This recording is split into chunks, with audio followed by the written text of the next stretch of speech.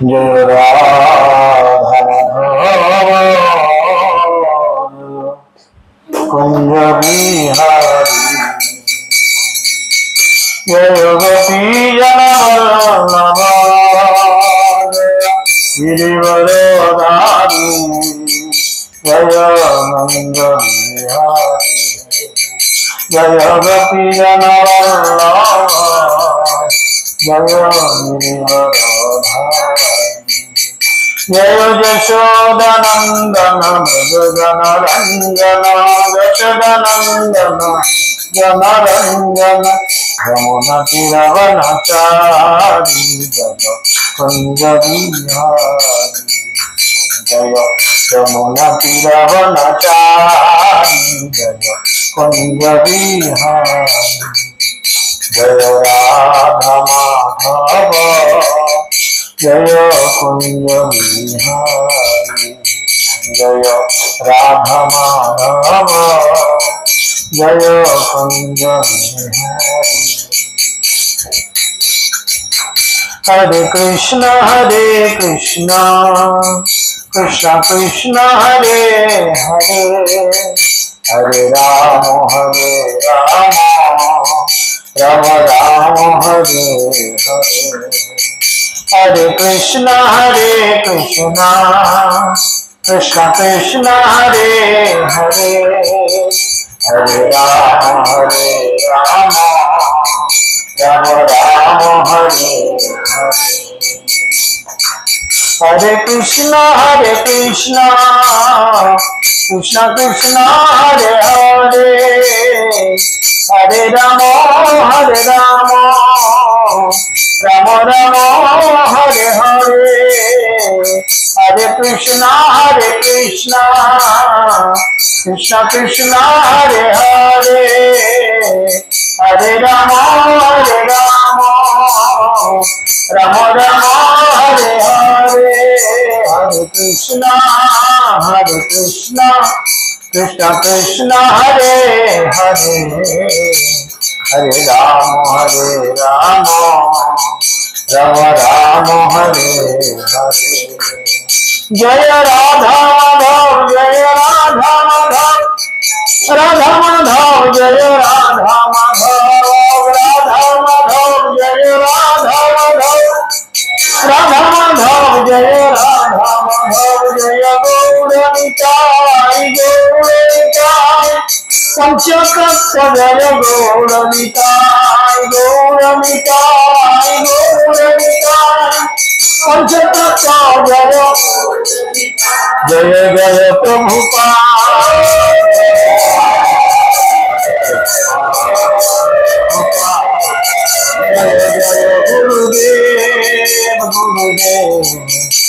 गुरुदेव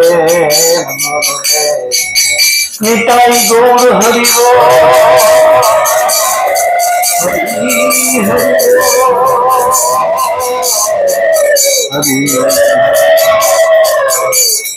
हरि हरि निताई गौर ब्रह्मणि ओम अज्ञानंतिमिरन्धस्य ज्ञानाञ्जनशलाकया चक्षुरुन्मिलितं येन तस्मै श्रीगुरवे नमः नमोऽयं विष्णुपादाय कृष्णपृष्ठाय भूतले श्रीमते जयपताकाशामि नितिनामिने नमो आचार्यपादाय निताय कृपाप्रदाय गौरकथा धामदाय नगरग्रामतारिणे नमोऽयं विष्णुपादाय कृष्णपृष्ठाय भूतले श्रीमते भक्तिवेदांत स्वामी निति नामिने नमस्ते सरस्वते देवे गौरवाणी प्रचारिणे निर्विशेष शून्यवादे पश्चात्तदेशतारिणे जय श्री कृष्ण चैतन्य प्रभु नित्यानंद श्री अद्वैत गदाधर शिवासदि गौर भक्तवृंद सकल द्विभक्तिनो नाम पर बोलूं हरे कृष्णा कृष्णा कृष्ण हरे हरे हरे राम राम राम हरे हरे मुखं करोति वाचालं पंगुं लंघयते गिरिं यत्कृपातमहं वन्दे श्रीगुरुं विनतारिणं परमानंद माधवम श्रीचैतन्य ईश्वरम श्रीचैतन्यमनयभीष्टं स्थापितं येन भूतले स्वयं रूप कदामयं ददाति पदान्तिकम् नित्यप्रायस्य भद्रेषु नित्यं भगवतो सेवया भगवतेरुत्तम श्लोके भक्तिर्भवति नैष्ठिकी। जय श्री कृष्ण चैतन्य प्रभु नित्यानंद श्री अद्वैत गदाधर शिवासदि गौरभक्तवृंद। हरे कृष्ण कृष्ण कृष्ण हरे हरे, हरे राम राम राम हरे हरे। सकले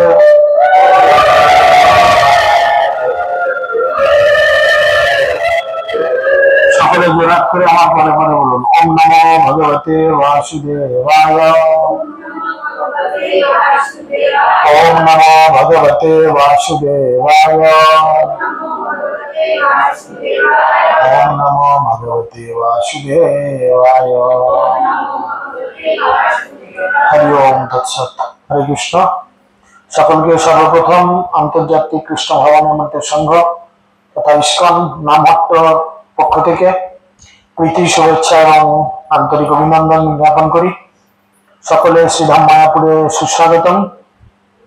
আপনারা সকলেই জানেন আজকে একটি বিশেষ দিন, তাই না? আজকে কি দিন? আজকে 15ই আগস্ট, তাই না? এই 15ই আগস্ট আমাদের কি দিন হিসাবে পালিত হয় সবাই জানেন তো? কে জানেন না একটু হাত তুলুন যে আমি জানি না 15ই আগস্ট কি। সবাই জানেন মোটামুটি 15ই আগস্ট স্বাধীনতা দিবস। তোরা জানিস স্কুলে বিস্কুট দেয়? হ্যাঁ, বাচ্চারা জানি স্কুলে বিস্কুট দিয়েছে নাকি?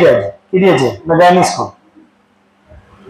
তা যাই হোক, ছেলেবেলায় আমরা অ্যাকচুয়ালি এই দিনটাতে বিস্কুট পাওয়ার জন্য ছুটতাম। হ্যাঁ, সেই ছেলেবেলার দিনগুলো চিন্তা করুন। স্কুলে মাস্টাররা বলে দিত কিছু ফুল টুল ছিঁড়ে আনবি আর স্কুলে যাবি। স্কুলে গেলেই মোটামুটি ব্রিটানিয়া গোল গোল বিস্কুট দুটো করে বাঁধা থাকতো। যদি বেশি ফুল নিয়ে যেতাম আর সবার শেষে বিস্কুট নিতাম, বিস্কুট বাঁধলে চারটে হতো। মনে পড়ে সেসব দিনগুলো? চিন্তা করুন। অ্যাকচুয়ালি আজকে যে স্বাধীনতা দিবস আমরা সকলেই জানি। স্বাধীনতার কথার অর্থ কি? স্ব-অধীনতা, তাই তো? স্ব-অধীনতা মানে স্বাধীনতা। স্ব-অধীনতা মানে নিজের অধীনে, নিজের ইচ্ছায়। এখন আপনারা চিন্তা করে বলুন তো, আমরা কি প্রকৃতই স্বাধীন? যদি স্বাধীন হই, এখন এমন এখানটা হাওয়া আছে, আপনাদের পেছনের দিকটা অনেকটা হাওয়া নেই, কেউ হয়তো মনে মনে চাইছে একটু বেশ এসির মতো ঠান্ডা হাওয়া হলে হতো। হচ্ছে কি? ওটা বলিনি, বেরোনোর জন্য বলছি, সরাতে হবে না। দুর্বাবু বাংলা বুঝো না, সরানোর জন্য বলিনি। অনেক কিছু বলবো চমকে যাবে, অত চমকালে চলবে না, ভালো করে মন দিয়ে শোনো, তাই না? আমাদের মনে অনেক কিছু হয়। জমিতে ধানের চারা লাগিয়ে দিয়ে মনে মনে ভাবি এই জমিটা থেকে খাস ধান যদি 10 বস্তা না হয় 20 বস্তা করে হতো। মন তো অনেক কিছু চায়, কিনা চায় না? যারা চাষবাস করে, যে আলু লাগালাম বিঘাতে 100 টাকা না হয়ে যদি 200 টাকা করে হতো, এ বছর যে আলুর দাম, পকেট গরম হয়ে যেত। হ্যাঁ, তো দেখুন, আমরা তো চিন্তা করে একরকম কাজ করি, কিন্তু প্রকৃতপক্ষে সেই চিন্তাটা কি আমাদের বাস্তবে রূপ পায়? এই ছোট ছোট ছেলেগুলোর বাবা মায়েরা চিন্তা করেছে আমরা ছেলে ডাক্তার হবে, ইঞ্জিনিয়ার হবে, প্রফেসর হবে, ব্যারিস্টার হবে, সুখে থাকবে, মেয়েদের বিয়ে দেবো, কত সুখে থাকবে, শান্তিতে থাকবে। আমার স্বামী ব্যবসা করছে, দারুণ ব্যবসা চলবে, কোটি কোটি টাকা মাস ইনকাম হবে। কিন্তু যা চাইছি তাই কি পাচ্ছি? হ্যাঁ কি না পাচ্ছি? পাওয়া যাচ্ছে? রবীন্দ্রনাথ ঠাকুর তো লিখেই ফেললাম, যা চেয়েছি তা পাই না, যা পেয়েছি তা আমি চাই না। রবীন্দ্রসঙ্গীতে তো বলেই বলেছে, তাই না? তো অ্যাকচুয়ালি দেখুন, এই জড়জগতে আমরা যেটা চাই সেটা হয় না, আমরা যেটা ইচ্ছা করি সেটা পাই না। তাহলে আমরা কিসের স্বাধীন? স্বাধীন মানে কি? ধরুন এই যে জিনিসটি আছে, এটা যদি আমি আমার বলে মনে করি, ইচ্ছা করলে ভেঙে দিতে পারি, ছুড়ে দিতে পারি, একে দিয়ে দিতে পারি।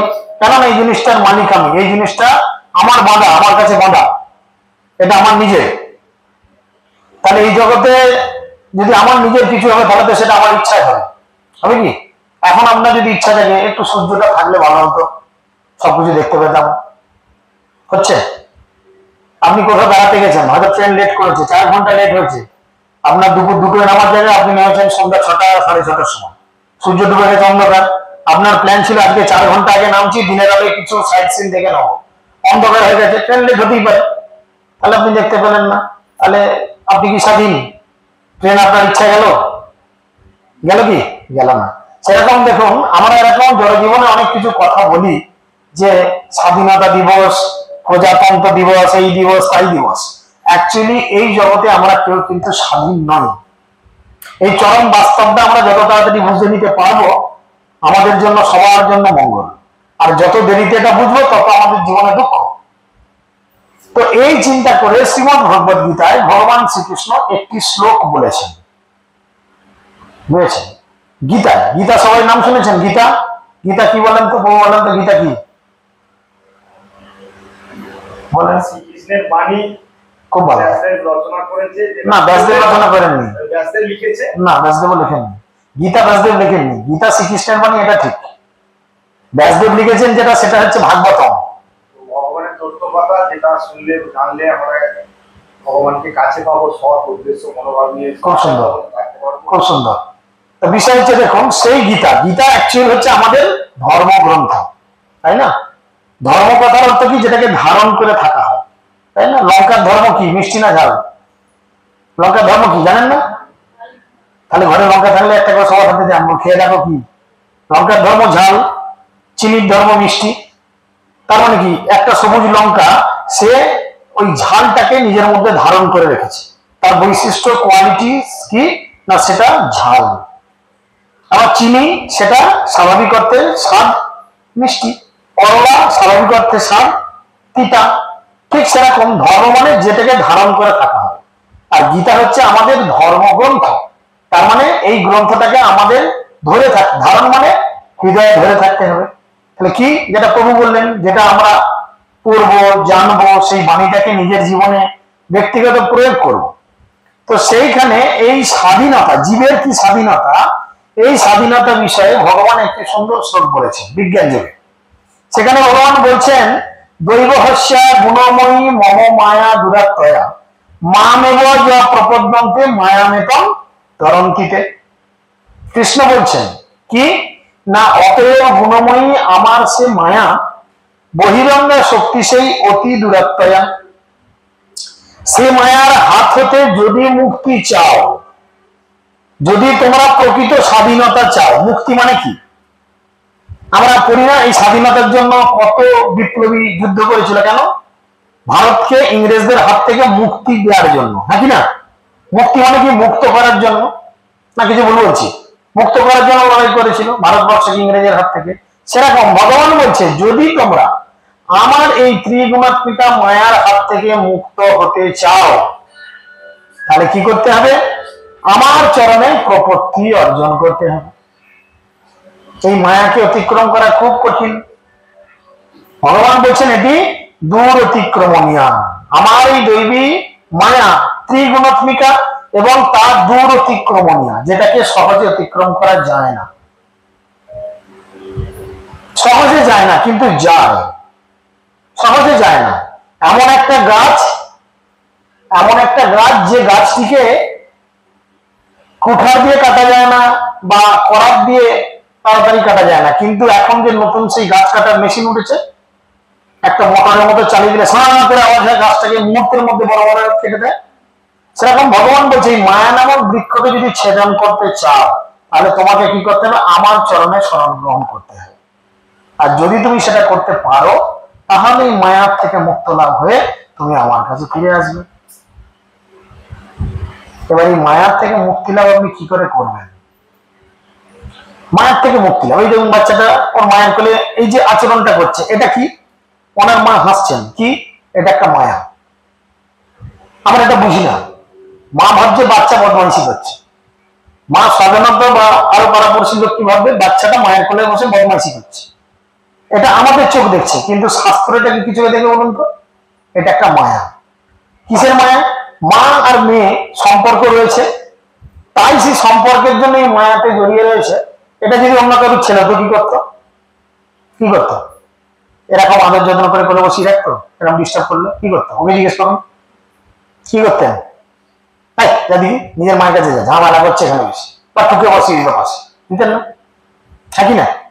এটাই বাস্তব বিষয়টা। এটাই হচ্ছে মায়া, যেটা আমাদের ভগবানের থেকে দূর করে। এই জড়জগতে অনেক কিছু বস্তু রয়েছে যেগুলো সংস্পর্শে আসা মাত্রই আমরা ভগবানের থেকে দূরে যাই। তাই পরমেশ্বর ভগবান বলছেন যে পরমেশ্বর ভগবান অনন্ত দিব্য শক্তির অধীশ্বর এবং সেই শক্তিরাজি দিব্য গুণ সম্পন্ন। যদিও জীব তার সেই শক্তি সম্ভূত এবং তাই তার দিব্য জড় শক্তির সংস্পর্শে আসার ফলে তাদের সেই প্রকৃত দিব্য স্বরূপে জীব আচ্ছাদিত হয়ে পড়ে। আমরা সকলেই হচ্ছি ভগবানের ক্ষুদ্রাতি ক্ষুদ্র অংশ। গীতাতে ভগবান বলছেন মাময়ী বংশ জীবলোক জীবভূত সনাতন। বুঝতে পেরেছেন? মাময়ী বংশ জীবলোক জীবভূত সনাতন, অর্থাৎ এই জড়জগতের সমস্ত জীব মাময়ী বংশ মানে আমার অংশ। বুঝে গেল? আমার অংশ। আমার বলতে কার? এখানে তিনি বলছেন ভগবান, ভগবানের অংশ। তাই যদি আমরা এই মায়াকে অতিক্রম করতে চাই তাহলে আমাদের ভগবানের চরণে শরণ গ্রহণ করতে হবে। এবার একটা আমার প্রশ্নের উত্তর দিন তো, এই পদ্ধতিটা কি সোজা না কঠিন? ভেবে বলুন তো দেখি, বলেন, কে বলবেন? দেখুন, আমরা তো আজকে একটু গল্প করতে এসেছি, চায়ের দোকানে ক্লাবে আড্ডা না মেরে আমরা একটু এক কাছে হয়েছি, ভগবানের কথা আড্ডা মারতে এসেছি, হ্যাঁ কি না? আমি শাসন করতে এসেছি, লাঠি নিয়ে মারতে এসেছি, তা তো না। জাস্ট আমরা একটু গল্প করতে এসেছি, ফালতু উল্টো পাল্টা গালি গল্প না করে, চায়ের দোকানে বসে তার ঘরের আলোচনা না করে আমরা ভগবানকে নিয়ে একটু আড্ডা মারছি। তো আড্ডা মারা মানে কি? আমি একাই বকবো, আপনারা কিছু বলবেন না? তাহলে একটু চিন্তা করে বলুন, ভগবানের চরণে আত্মসমর্পণ করাটা সোজা না কঠিন? যদি সোজা হয় কিভাবে সোজা, যদি কঠিন হয় কেন কঠিন? একটু যুক্তি দিয়ে বোঝান দিবি। আপনি বলছেন সোজা, কেন সোজা বলুন, কিভাবে সোজা? সবার কাছে সোজা নাও হতে পারে, কারোর কাছে কঠিন হতে পারে। কেন কঠিন? কারোর কাছে করলা খুব ভালো লাগে, আছে না? আমি করলা সেদ্ধ পেলেই একদম হাততলা ভাত খেয়ে ফেলি, অনেকে বলে। আবার কেউ কেউ করলা বাবরে বাবরে বাবরে প্রথম পাতে দিলেই মেজাজটা গরম হয়ে যায়। সবার কাছে সমান না। তো উনি বলছেন সোজা, কেন সোজা একটু বলুন, কেন সোজা? আপনাদের মনে হয় বলুন না, কি আছে, কিছু দরকার নেই, বলুন।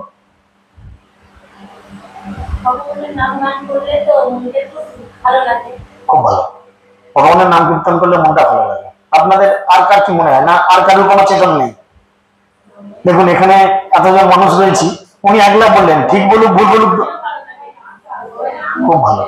তাহলে আপনাদের মোটামুটি সবার মতামত কি, সোজা না কঠিন? সোজা। আচ্ছা, কিসের কঠিন আছে বলুন একটু বুঝান। লোভ, ক্রোধ, মায়া এগুলো তো বর্জন করে ঈশ্বরের প্রতি প্রেম আচরণ নিবেদন করলে তবে তো তাকে কাছে পাওয়া যায়। যেমন ছেলেকে ভালোবাসলে তবে ছেলে কাছে আসে। সংসারী মানুষ দেখা না, না এখানে এখানে বিষয় হচ্ছে অন্য জায়গায় একটা চিন্তা করছি, কিন্তু চিন্তা ক্রোধ আমাদেরকে ওটাই তো মায়া, ওটাই তো মায়া, ওটাই তো মায়া। ঠিক আছে, ওটা আলোচনার বিষয়বস্তু নয় এখন, ওটা ছাড়ো।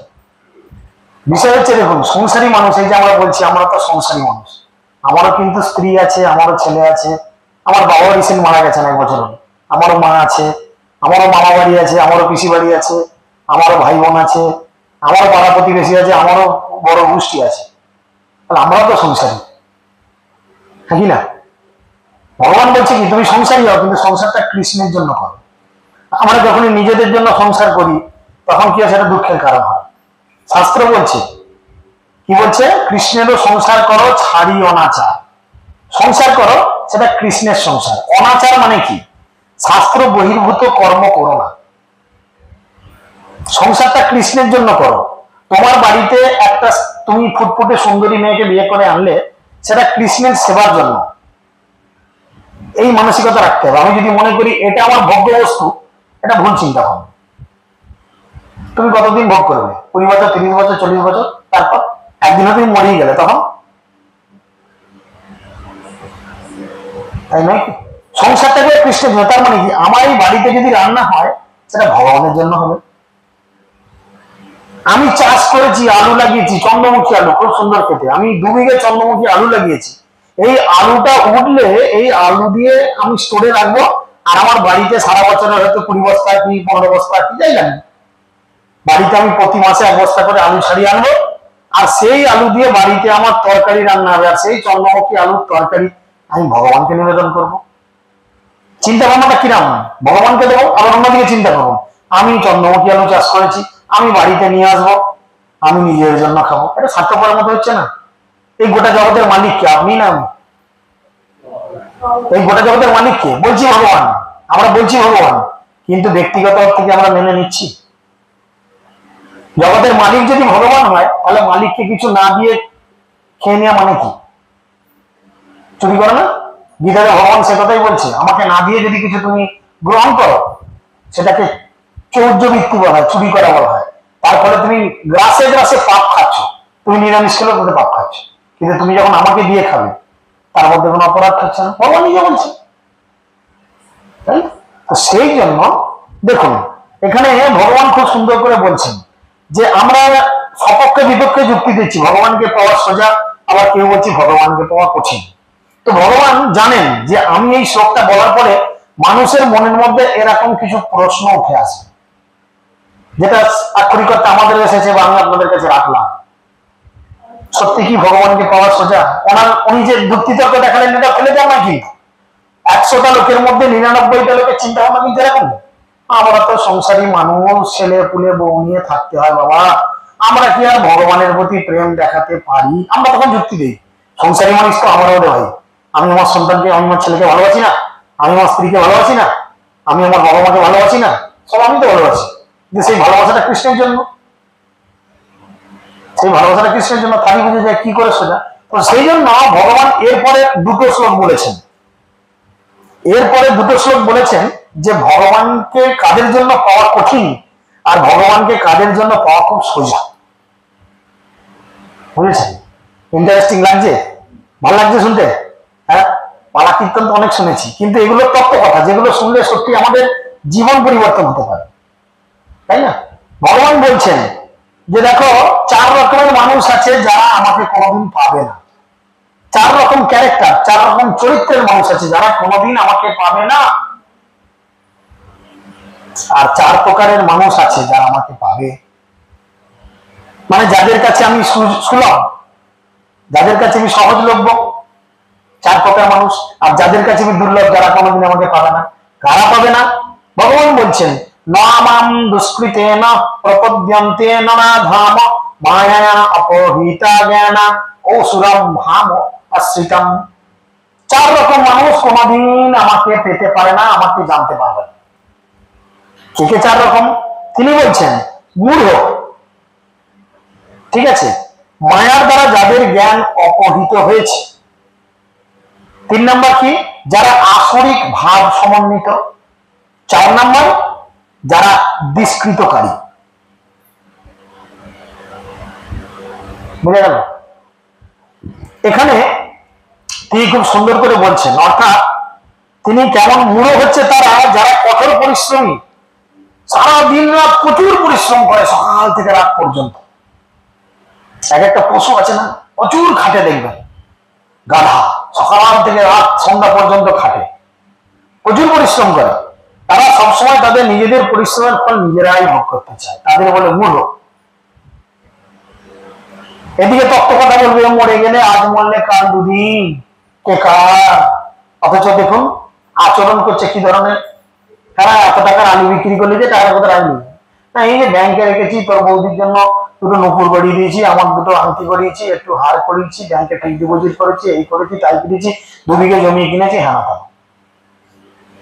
তারা ভেবে দেখে না যে এই জগতের মালিক কৃষ্ণ, আর আমি যখন এই জগতে এসেছি কিচ্ছু নিয়ে আসিনি, উল্লঙ্গ অবস্থায় এসেছি, আর যখন এই জগৎ থেকে চলে যাব, বেনারসি শাড়ি পরিয়ে দেবে, আপনাকে কাটে তুলবে। বেনারসি শাড়িটা, বিয়ের বেনারসি শাড়িটা আপনাকে পরিয়ে কাটে তুলবে কি? মেয়ে থাকলে বলবে মায়ের বিয়ের বেনারসি রেখে দেওয়া এখনো ভালো আছে, আমি পরবো। ও বুড়িকে কিছু একটা ছাড়া কাপড় পরিয়ে দেওয়া হবে, তাই না? সেই জন্য তাই তারা ভগবানকে তাদের কর্ম উৎসর্গ করতে পারে না, তারা হচ্ছে মূঢ়। অন্য শ্রেণীর দুরাচারীদের বলা হয় নরাধম। তারা হচ্ছে কি?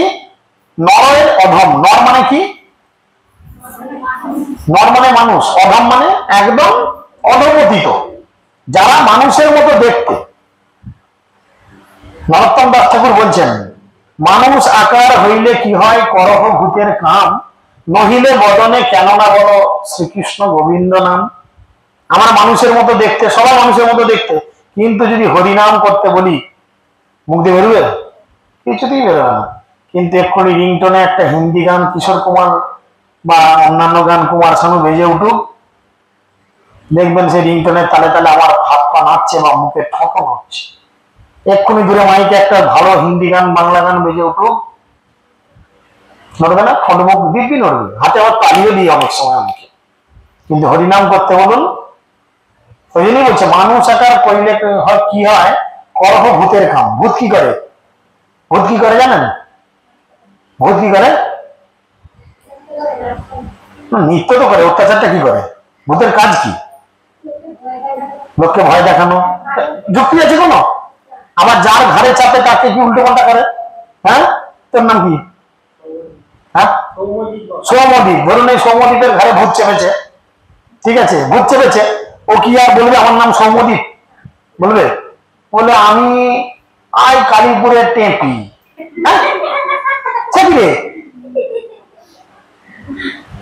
হয়তো বাড়ির মধ্যে নর্মাল কিছু বিয়োগ করছে, পাগলের মতো আচরণ, যেমন ভূতে ধরলে অনেক সময় আমি যদিও দেখিনি, শুনেছি বা ইত্যাদি, টিভি ফিভি। অবশ্যই সেটা শেষে প্রশ্ন করবেন বলবো, মাথায় রাখুন, শেষে প্রশ্ন করবেন বলবো, ভালো প্রশ্ন বলবো। বিষয় হচ্ছে কি, ওকে ধরে বলে আমি কালীপুরের টেপি, বা বলবে আয় আমার তারকেশ্বরের ঘর, তুই কোথায় থাকিস রে? আমি ডাব গাছের মাথায়, তাল গাছের ডগায়, তেঁতুল গাছের ডগ, এরকম সব বলে না, আমি শুনেছি যদিও। তাহলে এগুলো কি স্বাভাবিক কথাবার্তা না পাগলের মতো কথাবার্তা? স্বাভাবিক কথাবার্তা কি? একটা মানুষ কি তেঁতুল গাছের ডগে থাকে? হ্যাঁ, একটা বেটা ছেলে কি মেয়ে ছেলের নাম হয়? হাওয়া পাচ্ছে, স্থির হয়ে বসে হাওয়া পাচ্ছে, তাই না? থাকে কি? অস্বাভাবিক কথাবার্তা বলবে, তার সেরকম আচরণ করা উচিত নয়, অথচ আচরণ করবে। খাওয়া খাইতে লাগলে শশা করবে, ওইদিকে যাচ্ছে যাই। আমি মোটা মানুষ, এমনি ঘামবো, আমি এসিতে থাকলেও ঘামি, আমার ঘাম থেকে চমকে লাভ নেই, বুঝতে পেরেছেন? তার ফলে কি হচ্ছে, আমরা পাগলের মতো আচরণ করি। ভূতে ধরলে পাগলের মতো আচরণ করে, ঠিক সেরকম আমরা মানুষের আকার পেয়েছি। সবাই যখন মায়ের পেটে ছিলাম, সপ্তম মাসে সবাইকে ভগবান দর্শন দিয়েছেন, তখন আমরা জোরহাত করে ভগবানকে বলেছি, হে ভগবান, এই কঠিন পরিস্থিতি থেকে আমাকে মুক্তি করে দাও। বলেছি কিনা? সবাই ছিলাম, মাথাটা নিচে, ঠ্যাঙ্গুলো উপর দিকে করে ছিলাম কিনা? সেটা কি খুব ভালো পজিশন? যদি বলেন ভালো, তাহলে একবার দেখুন তো কতক্ষণ থাকতে পারেন। আর আমরা কতক্ষণ ছিলাম মায়ের পেটে? 10 মাস 10 দিন, গোটা বাংলা 10 দিন আগে কিছু হয়, অনেকে ছাড়ুন, 10 মাস তো ছিলাম। তা 10 মাস কেন আমরা 10 মিনিট ঠ্যাংটা উপরে মাথাটা নিচু করে থাকতে পারবো কেউ? হ্যাঁ, কেউ কেউ বলবো আমি এক্সারসাইজ করি হয়তো পারবো, ঠিক আছে বাবা, তুই জন্য হয়তো পারবি, তাহলে তুই 10 ঘন্টা করে দেখা, 10 মাস করে দেখা পারবে? ওরে বাবারে, সব রক্ত আমার মাথায় জমে যাচ্ছে, পারবো, মরে যাবো। তাহলে সেটা আমাদের কঠিন পরিস্থিতি। সেই পরিস্থিতি থেকে বেরোনোর জন্য সপ্তম মাসে কৃষ্ণ আমাদের দর্শন দেন মায়ের গর্ভে, তারপর থেকে সন্তানের নড়াচড়া মায়ের পেটে। যার জন্য শাস্ত্র অনুযায়ী 7 ভক্ষণের নিয়ম সপ্তম মাসে, কিন্তু জাগতিক মানুষ ভগবানকে সেই স্বাদ গ্রহণ করায় না, নিজেদের জীবের স্বাদ মেটানোর জন্য 9 মাসে 10 মাসে স্বাদ খাওয়ায়। কিন্তু শাস্ত্র বলে 7 ভক্ষণ সপ্তম মাসে করা উচিত। কেন? ভগবান সপ্তম মাসে গর্ভে সন্তানকে দেখাবে, আমাদের সবাইকে দেখা দিয়েছে। আর আমরা সবাই তখন একটা ভগবানকে প্রমিস করেছি, কথা দিয়েছি। কি কথা দিয়েছিলাম? জননী জঠরে ছিলাম যখন বিষম বন্ধন পাশে, একবার প্রভু দেখা দিয়ে বঞ্চিলে এই দিন দশে। জোরাত করে বলছে, প্রভু আমি যখন মায়ের পেটে ছিলাম, তখন তুমি মাত্র একবার আমাকে দেখা দিয়ে বঞ্চনা করেছো। আমি তো তখন তোমার কাছে কথা দিয়েছিলাম যে আমাকে এই কঠিন পরিস্থিতি থেকে মুক্তি দাও, আমি বাইরে গিয়ে কি করব, তোমার নাম কীর্তন করব, তোমার নাম প্রচার করব। সবাই কথা দিয়েছিলাম, কিন্তু আপনারা সবাই দিয়েছিলেন, কিন্তু কজন করছি? জন্ম হইল পরি মায়া জালে, তোমারে ভুলিলাম হরি, ব্যাস। যেমনি জন্ম হলো মায়া জালে পড়লাম, ওলে বললে আমার নাতি এসছে গো, আমার দাদু এসছে গো, আমার মা এসছে গো, বাপ এসছে গো, ইত্যাদি ইত্যাদি দেখিয়ে কত শখের নাতি, গোটা পাড়াকে রসগোল্লা খাই ফেললো, আমার কতদিন পর নাতি হয়েছে, ব্যাস। যেমনি অন্নপ্রাশন হওয়ার টাইম হলো, নাতির মাথা থেকে বড় মাছের মাথা দিয়েছে, হাজির করলো, খা কত খাবে, ঠিক আছে। তারপরে কি করলাম, ধীরে ধীরে ধীরে ধীরে আমরা সাইড বাচ্চা হওয়ার চেষ্টা করলাম। Boarding school, English medium school ইত্যাদি, ভারতীয় কালচারকে ধরলাম না। এই গীতা ভাগবত হচ্ছে আমাদের কালচার। ইংরেজদের মতো কনভেন্ট স্কুলে পড়ে মুখ দিয়ে ফ্লুয়েন্সি ইংলিশ বলা, এটা ইন্ডিয়ান কালচার নয়। ইংরেজরা যার জন্য ভারতবর্ষে ঢুকে যখন দেখলো ভারতবর্ষ এমন একটা রাজ্য, এমন একটা রাষ্ট্র যাকে ধ্বংস করতে গেলে আগের শিক্ষা সংস্কৃতিকে আঘাত করতে হবে, তাই ইংরেজরা ঢুকে কি করলো, প্রথম আমাদের সমস্ত গুরুকুলগুলোকে নষ্ট করে দিল। আজকেও দেখুন তার প্রতিফলন। বাবা মা সন্তানকে ভর্তি কোথায় করবে, আগে বলবে সিবিএসসি তে, ছেলে পারুক বা না পারুক, কেউ বলবে না বাংলা মিডিয়ামে। কেন? আমরা চাই ছেলে আমার সাহেব বাচ্চা হোক। সাহেবদের কালচার কি, কি কালচার? সাহেবদের কালচার কি কালচার? শিল প্রভুপাদ দেখিয়েছেন। শিল প্রভুপাদ যিনি আমাদের এ দেশীয় Indian, not only Indian, he is also ক্যালকাটার লোক, কলকাতার লোক। তিনি কি করেছেন, ইংরেজদের গিয়ে হিপি থেকে হ্যাপি করেছেন, প্রকৃত কি করে সুখী হওয়া যায় শিক্ষা দিয়েছেন। আজকে আপনি মায়াপুর নবদ্বীপে যান, সেখানে গেলে দেখবেন সেখানের মেয়েরা সভ্যতা জানে, যেটা আমরা হিন্দু মেয়েরা জানি না। এখানেও যতজন আছেন জানেন না, ক্ষমা করবেন, আমি অপমান করার জন্য বলছি না। কি সেই কালচার? শ্রীমতী রাধারানীর দিকে তাকান, মহিলাদের সৌন্দর্যতা বেআব্রু করলে নয়, আব্রু করে, অর্থাৎ ঢাকা দিয়ে রাখা। কতজন মাথায় কাপড় দিয়ে বসে আছি? আমি বলছি সবাই মাথায় কাপড় টানবে। এই মাতাজি একলা শুধু বসে আছে মাথায় কাপড় দিয়ে। দেখুন এখন বলছি, এখন অনেকে কাপড় টানছি। আমি একটা বাইরের লোক, আমি কেন বলবো এই শিক্ষা, আমি কেন দেবো? এটা তো আমাদের ইন্ডিয়ান কালচার। আমরা কি চাইছি, একটা সাবান তখনই বিক্রি হবে যখন একটা নগ্ন নারী দেহ আমরা দেখাবো সাবানের ওপর। একটা মেয়ে ছেলে যদি গলায় তুলসী মালা নিয়ে জোগাড় করে বলে এই সাবানটা কিনুন, বিক্রি হবে না। কিন্তু একটা মহিলা যদি অর্ধনগ্ন অবস্থায় সাবানটা বলে দারুণ সাবান, কেন, সবাই কিনে মানবে। তাহলে আমাদের চিন্তা ভাবনা উন্নত হয়েছে না পাশবিক হয়েছে, নোংরা হয়েছে, পলিউটেড হয়েছে? বিচার করুন আপনারা। বলছে নরধম তারাই যারা মানুষের মতো দেখতে হয় কিন্তু কাজ মানুষের মতো করে না। আমরা ভূতের মতো কাজ করছি। আমরা কি করার জন্য জগতে আসলাম? অষ্টোত্তর শতনামে বলা হচ্ছে, কি বলছে, কি বলছে, কিসের জন্য এখানে আসলাম? কৃষ্ণ ভজিবার তবে সংসারেতে আইলি, সত্যি মায়া, কি মায়া? মিছে মায়ায় বদ্ধ হয়ে কিরকম হলি, বৃক্ষ সম হলি। বৃক্ষ মানে গাছ, গাছের কোনো চেতনা নাই, তাকে যতই বলো চুপচাপ দাঁড়িয়ে থাকবে। একটা ডাল কেটে না, কোনো রেসপন্স নেই। একটা বজ্রাঘাত করে মাথাটা পুড়ে গেল, কোনো চিন্তা নেই।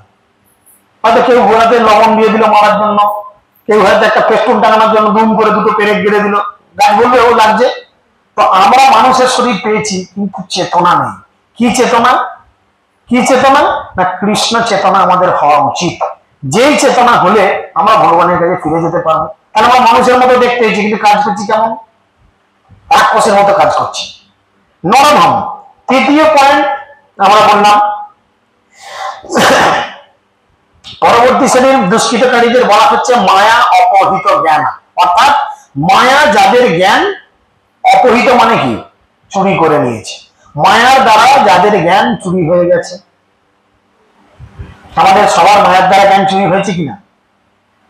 জীবের নিত্য স্বরূপ কি, আমাদের প্রকৃত স্বরূপ কি, আমাদের প্রকৃত স্বরূপ কি? আমি এই বাড়িটার মালিক। আপনার বাড়ি তো নাকি? এটা আপনাদের বাড়ি তো? পরের কথা, ঈশ্বরের কথা হচ্ছে বলে ঈশ্বর বলছি।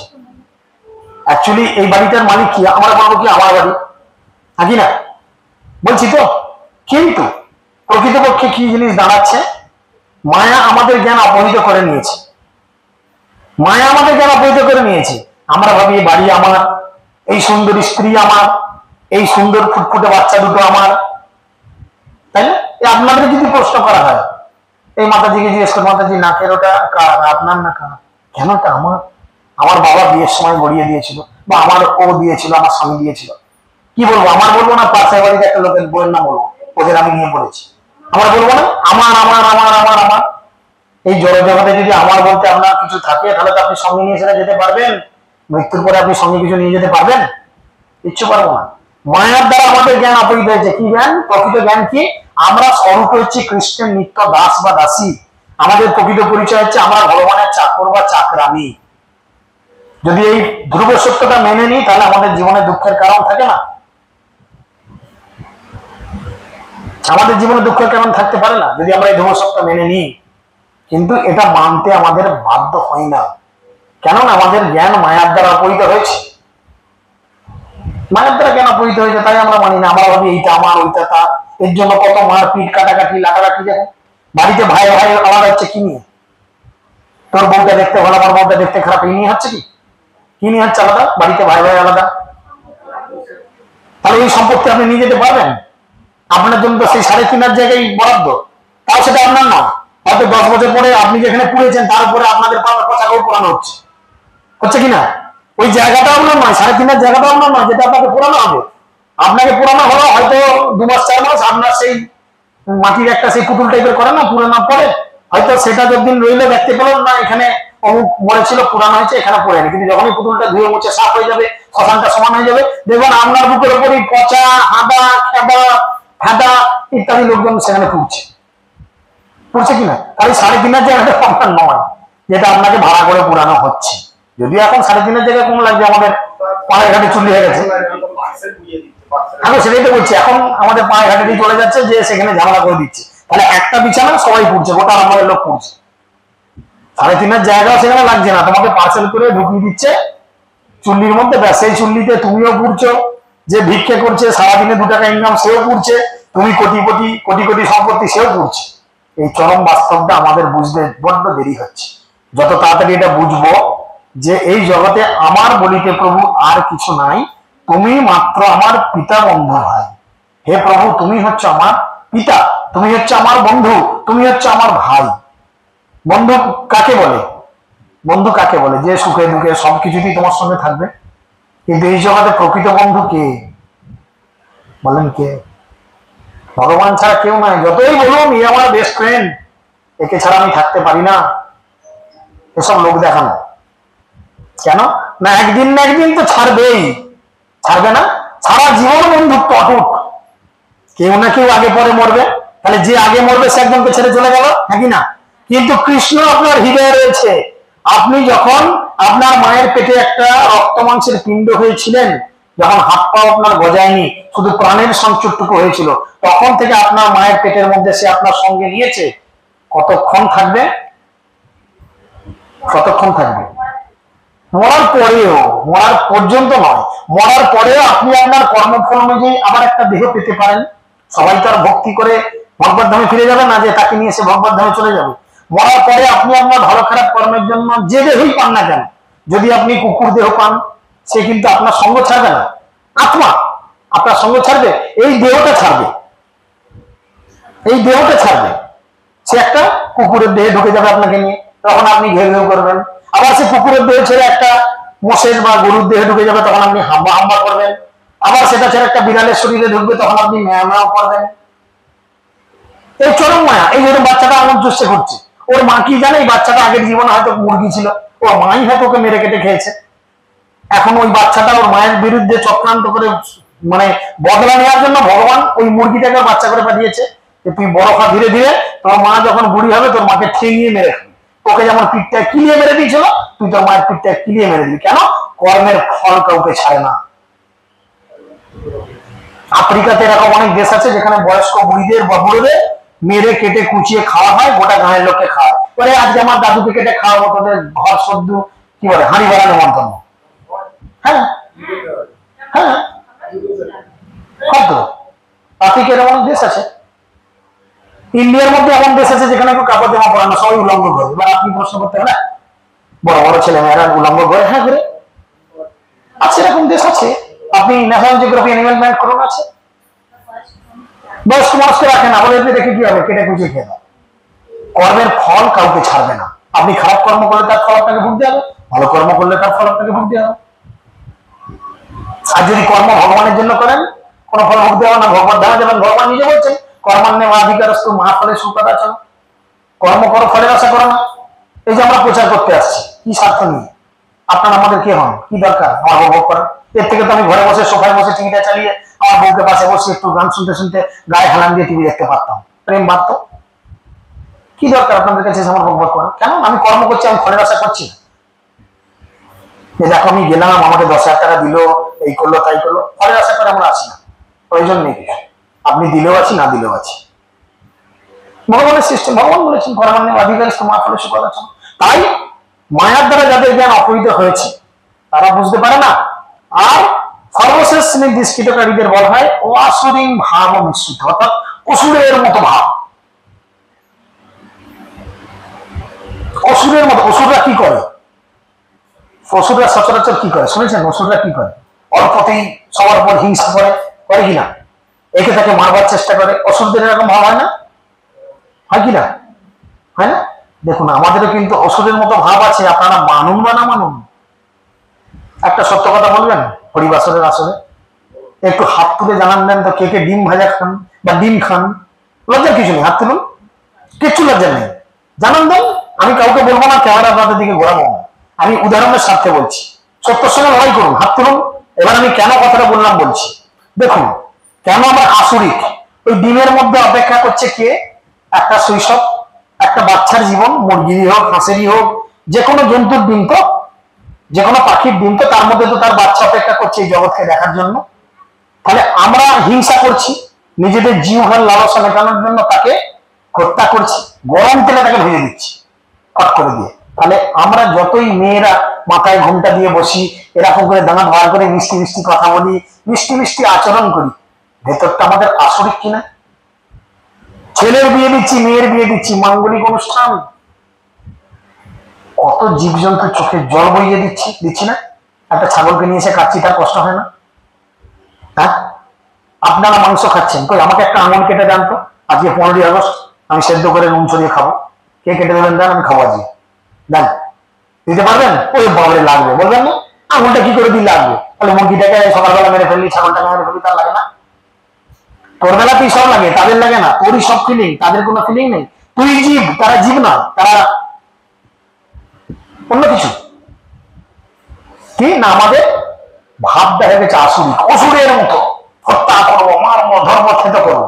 তাহলে আমরা এই যে 4 রকম মানুষ, এই 4 রকম ভাবের লোক, কৃষ্ণ বলছে এরা কোনোদিন আমাকে জানতে পারে না, যতই আমি ডিজাইন করি, যতই আমি যাই করি। দেখুন, যে দুর্বল সে আপনার সঙ্গে লড়াই করতে পারে না, কিন্তু ভগবানের কাছে গিয়ে তো জোরাত করে মিনতি করতে পারে। মুরগির খাঁচায় 10টা মুরগি আছে, আপনি গিয়ে দাঁড়িয়ে বললেন এই আমার জামাই এসছে, ওই ভালো মুরগিটাকে বার করে দে, বেশ কচি হবে মাংসটা। সেই মুরগির বাচ্চাটা হয়তো তার বাবা মায়ের সঙ্গে খাঁচার মধ্যে অপেক্ষা করছে, বা রাস্তার ধারে গাড়ি ঘোড়া দেখছে, মা ওইটা কোথাকার বাস পর্যন্ত গ্রামবাটি যাচ্ছে, মা টাকার ঘাটাল যাচ্ছে, ওটা মেদিনীপুর যাচ্ছে, ওটা খড়গপুর যাচ্ছে, আমাদের রাস্তার কথাই বলছি। দুম করে কেউ একটা এলো, বেশ সুন্দর দেখতে লোক, ধুতি ফুতি পরে, পাঞ্জাবি পরে, সেজে গুজে, জামাই ফোঁটা নিয়ে, সে এসে বললো ওকে বার করে দে। ছোট বাচ্চাটাকে মা বাবার সামনে থেকে টেনে বার করছে, তখন সেই বাচ্চাটা তাদের ভাষায় তার বাবাকে আমাকে প্রশ্ন হয়তো করছে যে মা বাবা আমাকে কোথায় নিয়ে যাচ্ছে। মা বাবা জেনেও কিছু বলতে পারে না। মা বাবা জানে যে তোকে এবার কাঁদে, তার ডানাতে একটা পা দেয়, গলাটা একটা ধরে, একটা ধারালো ছুরি তার গলায় চালিয়ে দেয়, আর বাচ্চাটা ঝটকাতে থাকে ডানাগুলো, আর খাঁচার মধ্যে থেকে বাবা মা শুধু চোখের জল খায়। জানে আমাদের কিছু করার নেই, আমরা বড় দুর্বল, এর সঙ্গে যুদ্ধ করতে পারবো না দোকানদারের সাথে। কিন্তু তাদের এক জায়গায় মিনতি করতে পারে, তারা এক জায়গায় দরখাস্ত দিতে পারে, পার্টি অফিসে জানাতে পারে, ভগবানের পার্টি অফিসে জানাবে, হে প্রভু আমরা বড়ই দুর্বল, আমরা তো ওই ওদের বাড়ির জামাই এসেছিল, তার তো বাড়াঘাতে ছাই দিইনি, তাদের জামাইকে তো আমরা ঠুকরে দিইনি, মেরে আসিনি, তাদের তো কোনো ক্ষতি করিনি, তাহলে আমাদের এইভাবে সে কেন কষ্ট দিল? আপনি এর বিচার করুন। আমার আছে, আমি তো পশু নই।